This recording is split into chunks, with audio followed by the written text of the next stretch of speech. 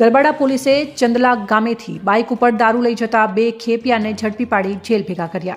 પ્રાપ્ત માહિતી અનુસાર ગરબાડા પોલીસ મથકના પીએસઆઈ જે.એલ. પટેલની સૂચના અને માર્ગદર્શન મુજબ ગરબાડા પોલીસ સ્ટાફના માણસો પેટ્રોલિંગમાં હતા.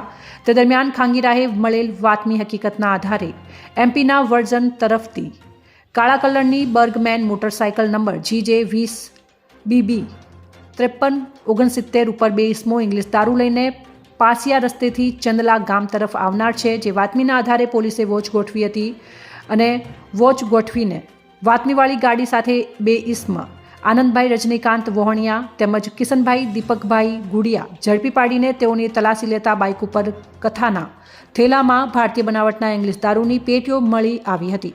જેમાં ગરબાડા પોલીસે 31,680ના વિદેશી દારૂ તેમજ મોટરસાયકલની કિંમત ₹50,000 મળી કુલ 84,180 વિદેશી દારૂનો મુદ્દામાલ જપ્ત કરી આરોપીઓને જેલના સળિયા પાછળ ધકેલી કાયદેસરની કાર્યવાહી હાથ ધરી હતી.